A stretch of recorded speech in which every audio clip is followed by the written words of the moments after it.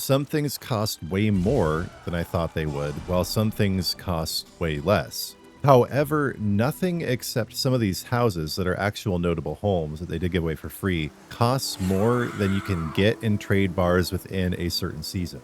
Hey everyone, it's Spopes. The Gold Coast Bazaar is now out in the Elder Scrolls Online, and in my stream from yesterday, I had the opportunity to check it out. Overall, I'm really impressed with this new system for getting cosmetic items in ESO, but the pricing does confuse me. It's great to have access to these items and have a way to spend your trade bars, but overall, I'm just left wondering what the mindset was when the pricing was decided. In a moment here, we're going to switch to a recap, a condensed version of my stream, the relevant portion where I covered my review of the Gold Coast Bazaar, and then at the end, I'll provide some more commentary and analysis. Before we dive in, please make sure you've subscribed to the channel. Please like and hype the video. Please do join the Spopes Army as a member. There are lots of perks that are just increasing with time. Check out the merch below the video, go to my Fourth Wall page for a full catalog, and remember you can leave me donations on Fourth Wall or right here on YouTube in the form of super thanks. Thanks for watching everyone. Let's check out the review I provided on stream.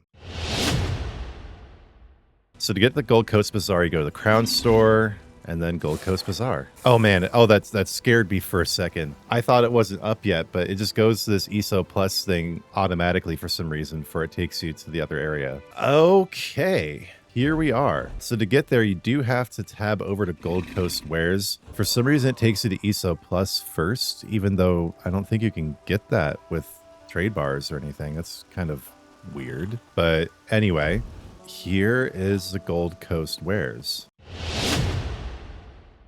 Wait, I've never even seen this before. You can get an arrow that goes in your knee. This is all the Evergreen stuff that's just available right from the beginning and will always be here. There's a major adornment on your knee. I've never seen this before. This is cool. Adventure Ending Arrow, it is called. Okay. So that's a cool initial offering there. We also have the Miscarcand Monocle. This must have come from the Gold Road DLC. Okay. It must have been a time-gated thing that you can now get again. This is stuff that I've never seen before so far. The Soul Harvester Earrings. Okay, this was out with a Golden Pursuit like this summer. Or maybe, no, it was actually a daily login reward this summer, the Soul Harvester Earrings.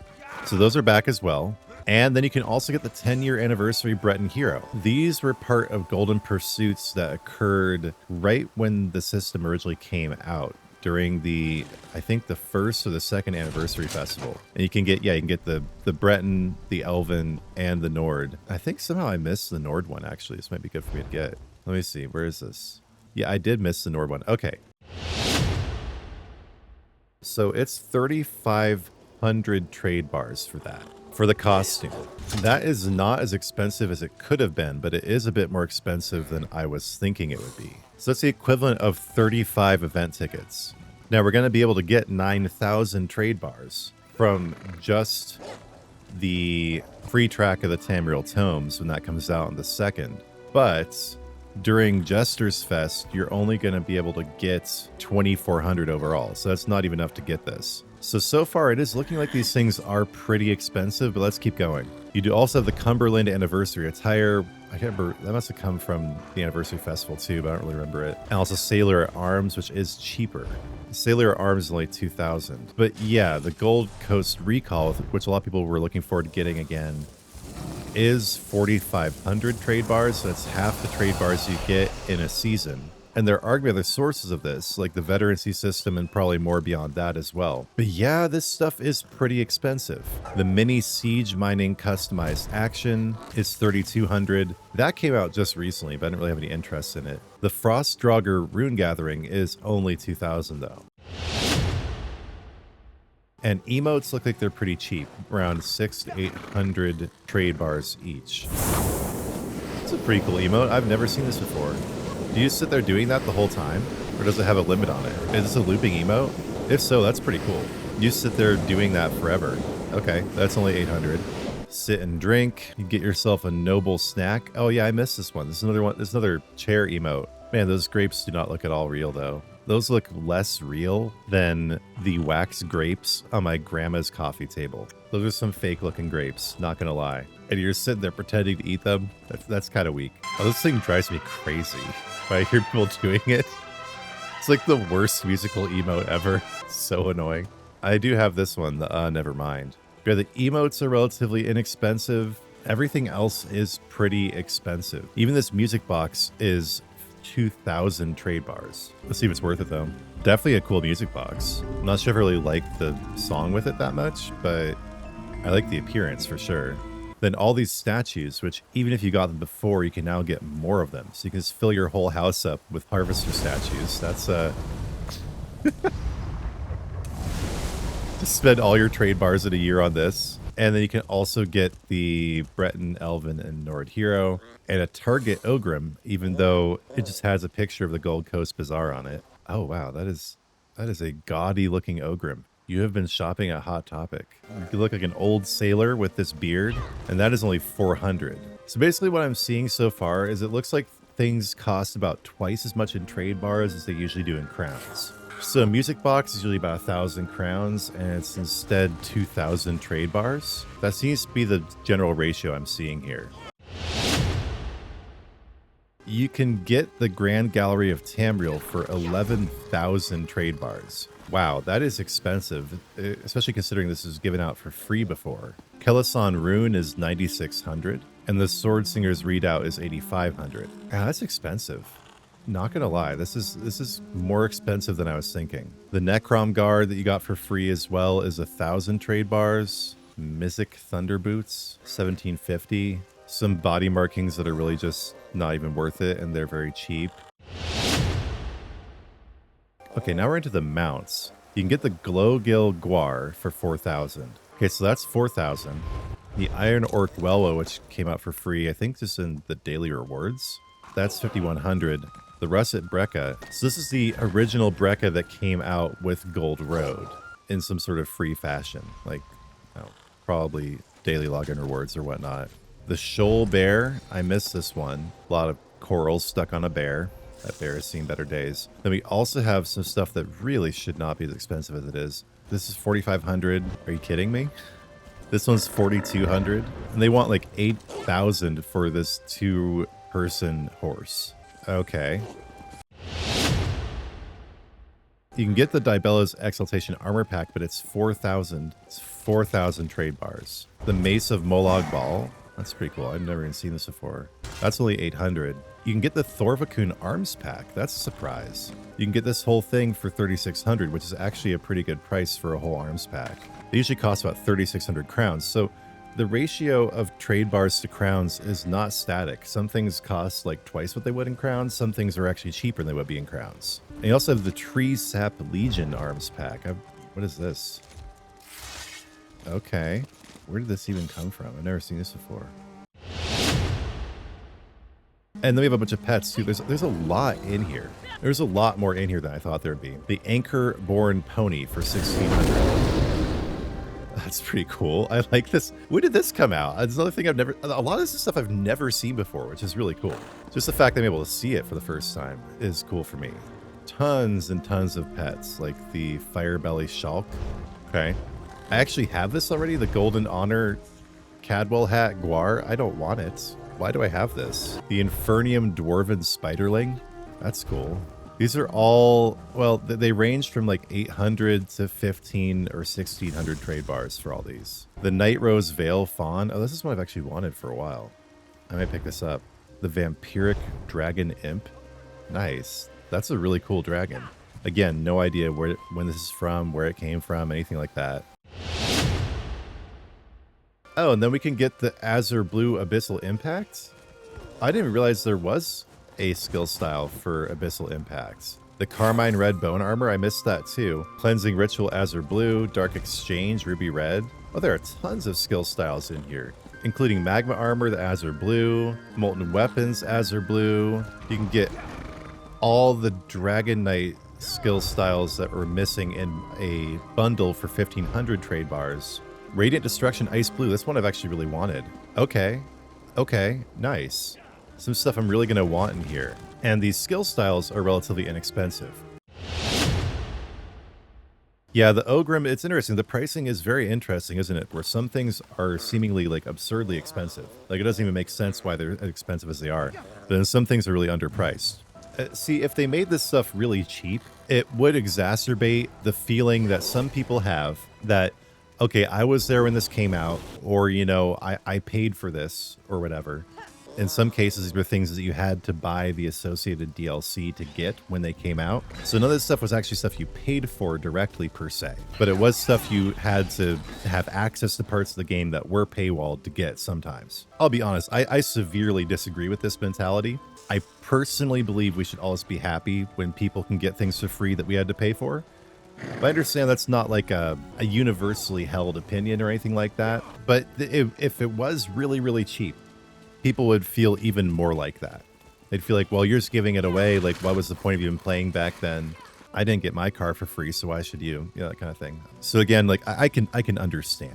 I can understand that perspective. Yeah, the Gold Coast Bazaar items, the pricing seems erratic and just sort of strange. Some things cost way more than I thought they would, while some things cost way less. However, nothing except some of these houses that are actual notable homes that they did give away for free costs more than you can get in trade bars within a certain season.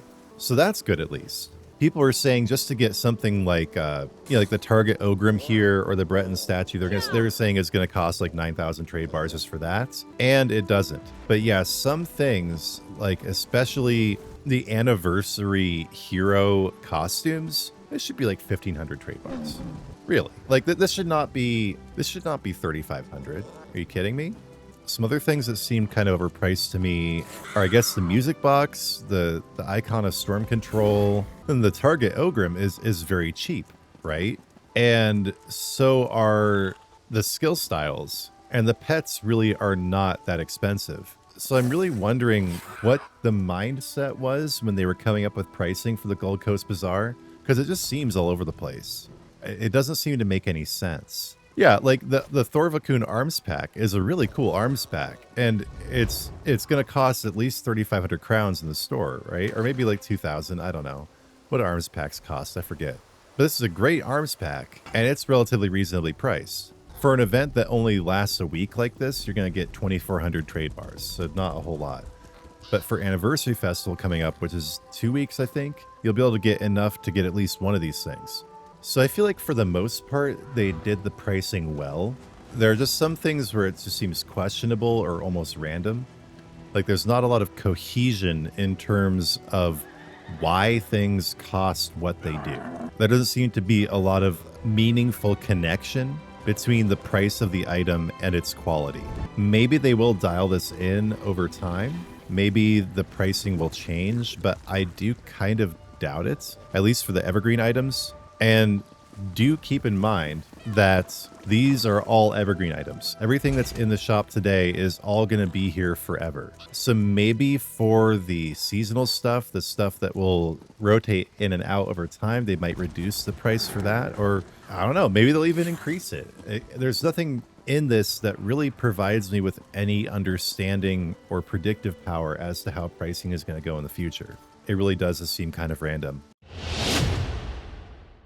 So as I covered in the previous review section, I am generally a big fan of the Gold Coast Bazaar. I like what it is, what it represents, the new direction that it heralds for the development of the Elder Scrolls Online, but that doesn't mean I'm not left confused by some points. For instance, the pricing does seem odd or in some cases even close to random. Like, why are the Anniversary Hero costumes so expensive, but other costumes aren't? Why does this recall cost 4,200, but this customized mining action only costs 3,200? Why is the icon of storm control 3,900, but this target Ogrim is only 1,950? The notable homes being expensive makes sense, but then the pricing on certain mounts seems kind of weird. The arms packs are surprisingly cheap, and so are the skill styles. So in some ways, the pricing of items in the Gold Coast Bazaar just seems kind of random. Like they just threw darts at a dartboard and just decided their pricing based on that. There doesn't seem to be any real systemic meaning across the different prices. Some items seem to cost way more than they should, while others cost way less. At the same time, though, when I'm talking about cost, I'm referring to an earnable currency in the game that doesn't actually cost you any real money. So in a way, we shouldn't really worry that much about what things cost in trade bars, because it's not like we're talking about the price in crowns. But I also can't help but wonder if Zos had a similar mentality when they decided the pricing. Like, it's not real money anyway, what does it matter what we choose to price it at? I hope not, but I'm starting to have that suspicion. But in any case, I think it's really cool that we have this new system for getting items that were gatekept behind FOMO that we can access all throughout the year. Do remember that everything in here so far is all evergreen. It will always be here. And I did count, and overall, there are 97 items included just in the evergreen offerings that are here at launch. That is way more than I thought there would be. I thought there might be 20 or 30 things max, but there's almost 100 that are available right from the get-go. Another thing I think that's really cool about this is that there are many items in here I didn't even know existed. Things I'd never seen before, either because they came out when I was taking breaks from the game or I don't honestly know what happened. But it was really cool familiarizing myself with items I'd never seen, like the adventure-ending arrow, the ritual casting, and the Anchorborn pony. One thing I hope is that the pricing will become more consistent at some point, that it will actually make sense. I'm not holding my breath for that, though. I kind of feel like weird and inconsistent pricing is kind of going to be a hallmark of this system for the foreseeable future.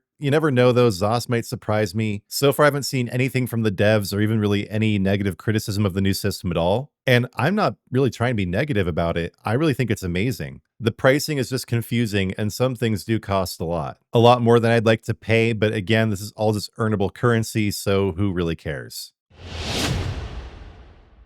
So those are my thoughts on the Gold Coast Bazaar. Overall, I'm really positive about it. I was thinking earlier of giving it an 8 out of 10 as a score for the new feature, but I'm honestly going to revise that upward to a 9 out of 10. It's basically perfect in every way except for the erratic, or you could say bizarre, pricing. But just the fact that it's in the game, that we have access to all these FOMO'd items, the whole new trade bar system, how it works, everything about it, I do generally like. So good job to ZOS for putting this in the game, for not hiding behind FOMO or greed, by making all these player-centric changes to the game. After trying out the Gold Coast Bazaar, I like it a lot. So in the comments, let me know what you think about the Gold Coast Bazaar, whether you're excited or nonplussed or disappointed. Let me know the items you're most looking forward to picking up, whether you, like me, were surprised by how many different items are now available, whether you're going to pick up some of the evergreen items now, or you're going to be waiting for the seasonal items to hit when Season 0 starts on April 2nd. Leave it all in the comments, and thank you so much for watching. We're going to finish up, as always, with a prayer.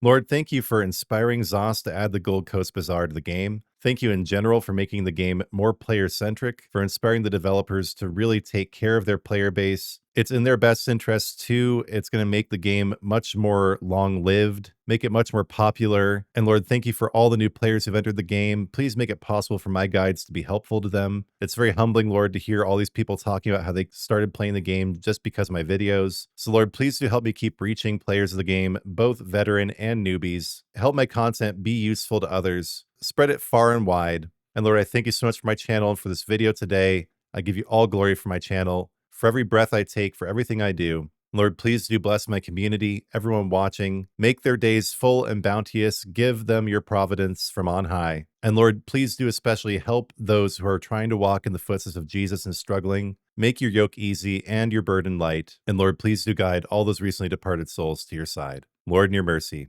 hear our prayer.